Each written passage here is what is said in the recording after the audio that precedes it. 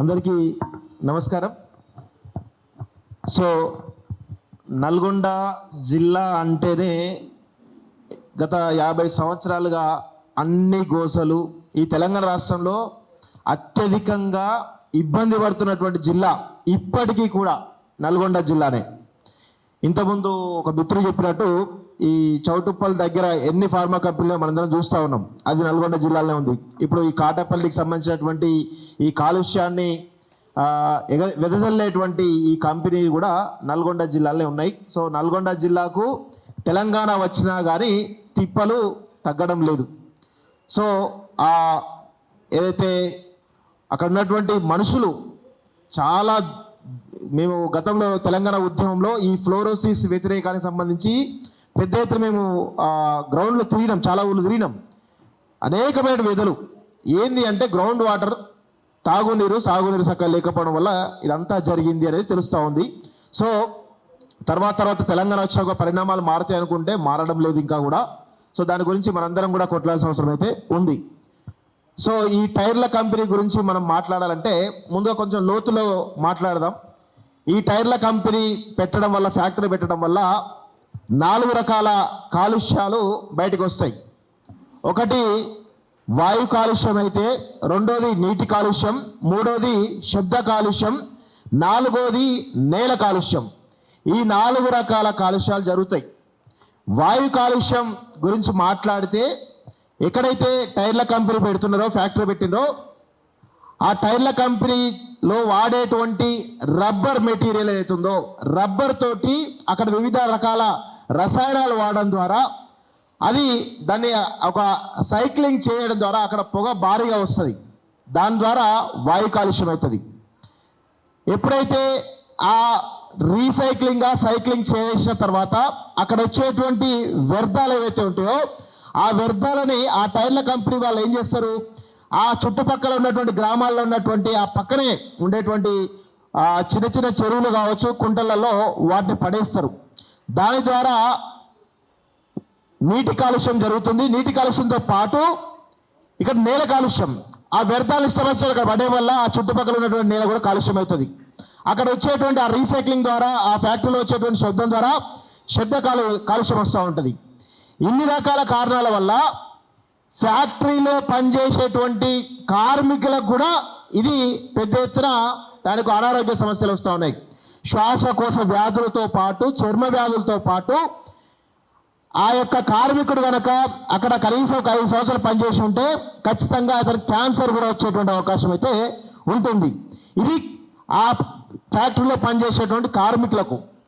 మరి ఆ చుట్టుపక్కల ఉన్న గ్రామాలకు ఏ విధంగా వస్తుంది అని చూస్తే నీటి కాలుష్యం, మనం నీటి కాలుష్యం చెప్తున్నాం కదా, అక్కడ కొలనులో చేపలు ఉంటాయి, మనం చేపలు పట్టుకొని తింటాం, అదేవిధంగా చేపలలో నీళ్ళు ఎక్కడో ఒక దగ్గర వాడతాం. ఆ యొక్క భూగర్భంలో ఉన్నటువంటి ఆ కెమికల్స్ ఆ చెరువుకే పరిమితం అయితే అంటే అక్కడ ఉన్నటువంటి భూమి కూడా కలుషితం అవుతుంది. ఎగ్జాంపుల్ మీకు చెప్తాను నేను. ఈ జవహర్ నగర్ డంప్ యార్డ్ ఉంటుంది. మీరు ఆ డంప్ యార్డ్ చుట్టుపక్కల 5 కిలోమీటర్స్ రేడియస్లో మీరు ఎక్కడ గ్రౌండ్ వాటర్ తీసుకున్నా కానీ ఖచ్చితంగా పచ్చగా వస్తాయి నీళ్ళు. అది కాలక్రమేణా గత కొన్ని సంవత్సరాలుగా ఆ యొక్క జవహర్ డంప్ యార్డ్ ద్వారా ఆ చుట్టుపక్కల ఉన్నటువంటి దాదాపు ఆ దమాయిగూడ చుట్టుపక్కల ఉన్నటువంటి విలేజెస్లో ఉన్నటువంటి దాదాపు లక్షల మంది ఇప్పటికి కూడా ఇబ్బందులు పడుతూ ఉన్నారు.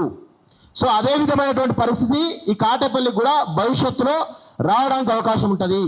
దానివల్ల మీకు మళ్ళీ ఈ నల్గొండ ఫ్లోరిస్ అనేది ఇక వారసత్వంగా వస్తున్నట్టే కనబడతా ఉంటుంది.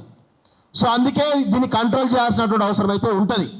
మీరు వెదజల్లేటువంటి ఆ ఫ్యాక్టరీల ద్వారా వచ్చేటువంటి పొగను గురించి మాట్లాడుతున్నారు, కానీ ఫ్యాక్టరీలో ఆ రీసైక్లింగ్ తర్వాత వచ్చేటువంటి వ్యర్థాలు కూడా ఇప్పుడు వాయు కాలుష్యం ద్వారా కార్బన్ డైఆక్సైడ్ రిలీజ్ అవుతుంది, సల్ఫర్ డైఆక్సైడ్ రిలీజ్ అవుతుంది. అది కాకుండా ఆ రీసైక్లింగ్ ప్రాసెస్లో 2 రకాల కెమికల్స్ వాడతారు. ఒకటి బెంజిన్ కెమికల్ అని చెప్పేసి, రెండోది టైలిస్ అనేటువంటి ఒక కెమికల్ వాడతారు. ఈ 2 కూడా విషపూరితమైనటువంటి కెమికల్స్. రీసైక్లింగ్ తర్వాత ఆ వ్యర్థాలన్నీ తీసుకుపోయి అక్కడ చుట్టుపక్కల గ్రామాల్లో వేసిన ద్వారా నేల కూడా కాలుష్యం అవుతుంది. ఆ నేల ద్వారా కూడా రైతులకు, ముఖ్యంగా పంటలు కూడా పండవు, మీకు సరిగా పంటలు పండవు, రైతులకి నీళ్లు సక్కరాక ఆరోగ్యాలు ఖరాబ్ అవుతాయి. మీ పుట్టబో బిడ్డలకు అంగవైకల్యంతో పుడతారు. రెండోది, మీకు కూడా వాయు కాలుష్యం ద్వారా మీకు కూడా ఆరోగ్యాలు ఖరాబ్ అవుతాయి, చర్మ వ్యాధులు వస్తాయి, అనేక రకాల శ్వాసకోశ వ్యాధులు, క్యాన్సర్ కూడా కారకమవుతాయి. ఇంత డేంజరస్గా ఉంటుంది రబ్బర్ యొక్క కెమికల్. ఈ రబ్బర్ ద్వారా టైర్లు తయారవుతూ ఉంటాయి. ఈ రబ్బర్ అనే దాన్ని ప్రాసెసింగ్ చేయడం ద్వారా ఇన్ని రకాల దుష్పరిణామాలు ఉన్నాయి. సో ఇక నేను ఆ కాటపల్లి గ్రామస్తులకు చెప్పదలుచుకున్నాను, ఇక మీరు ఉద్యమం ఉధృతం చేయాల్సిందే. ఎందుకంటే మీరు ఇప్పుడు మీకు తాత్కాలికంగా మీకు ఏం అనిపించకపోవచ్చు. నల్గొండ ఫ్లోరోసిస్ అనేది ఓవర్ నైట్ రాలేదు. గత కొన్ని సంవత్సరాలుగా అక్కడ ఉన్నటువంటి గ్రౌండ్ వాటర్ పొల్యూట్ కావడం వల్ల వచ్చింది. అది అందరూ కూడా గ్రహించాలి.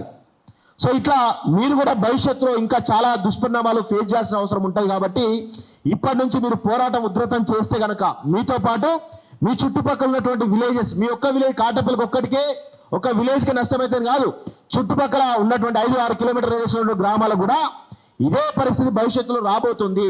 దీని ముప్పును మీరు గ్రహించి పోరాటం చేస్తే కనుక ఈ సమస్య నుంచి బయటపడడానికి అవకాశం ఉంటుంది, లేకపోతే ఇబ్బందికర పరిస్థితి ఉంటాయి. సో ఇట్లా ఇంతకుముందు మరొకసారి నేను చెప్పదలుచుకున్నాను, పృథ్వన్న చెప్పిండు, రఘు కూడా చెప్పిండు క్లియర్గా. ఇలాంటి మేము ప్రజల కోసం పనిచేసినప్పుడు అనేక రకాలైనటువంటి ఇది మా మీద ఒక రకమైన దుష్ప్రచారం జరుగుతూ ఉంది. అసలు మేము చిల్లరగాళ్ళు ప్రచారం చేస్తే మేము పెద్ద పట్టించుకోము. కానీ ఒక ప్రొఫెసర్ అనేటువంటి హోదాలో ఉన్నటువంటి వ్యక్తి ఈరోజు అలా ప్రచారం చేయడం కొంత ఇబ్బందికరంగా ఉంటుంది. ఎందుకంటే ఆయన కూడా నేను కూడా ఆడియో విన్నాను. ఎవరు ఆ ప్రొఫెసర్ మురళీ మనోహర్ గారికి రఘు కాల్ చేసినప్పుడు ఆడియో కూడా నేను విన్నాను. ఆడియోలో ఆయన డైరెక్ట్గా క్షమాపణ చెప్పిండు, నేను చూసుకోలేదు, నాకు ఎవరు చెప్తే నేను మాట్లాడినా అని చెప్పేసి అన్నాడు. ప్రొఫెసర్ అట్లా మాట్లాడకూడదు. వాస్తవంగా ప్రొఫెసర్ అన్ని ఆధారాలు తెలుసుకొని మాట్లాడాలి. సో మేమేమంటామంటే, మీరు ఇప్పుడు పొద్దున చెప్పిండు ఖచ్చితంగా అమరవీరుల స్తూపం దగ్గరికి వచ్చి క్షమాపణ చెప్పాలి.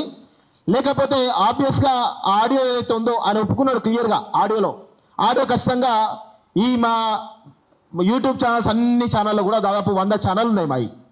అందరికి చెప్పి అన్ని ఛానళ్ళు కూడా పడుతుంది. ఆడియో పడితే ఆయన పరివే పోతుంది. అలాగే చాలా విషయాలు మాట్లాడండి. ఆయన అనవసరంగా ఆయన ఇబ్బందిగా గురవుతాడు. ఆయనకున్న క్రెడిబిలిటీ ఉంది. వాస్తవంగా ఆయన బీజేపీలో ఉన్న ఏదిలో ఉన్న ఒక ప్రొఫెసర్గా ఆయనకు ఒక క్రెడిబిలిటీ ఉంది. అనవసరంగా ఆడియో బయటకు వస్తే ఆయన క్రెడిబిలిటీ పోతుంది.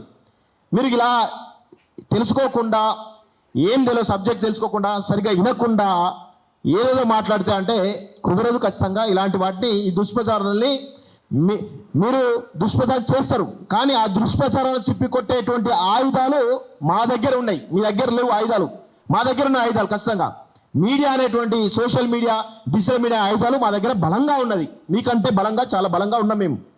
సో ఇక మీరు ఖచ్చితంగా క్షమాపణ చెప్పకపోతే మీ పరివే పోతుంది. అది ఆడియో బయటకు వస్తే కనుక అని చెప్పేసి కూడా చెప్తా ఉన్నాం. దయచేసి ఆ దిశగా ఆలోచించాలని చెప్పేసి కూడా ప్రొఫెసర్ గారికి వినమ్రంగా మేము రిక్వెస్ట్ చేస్తా ఉన్నాం. సో ఈ అవకాశం ఇచ్చినటువంటి మీ అందరూ కూడా ధన్యవాదాలు. Thank you very much.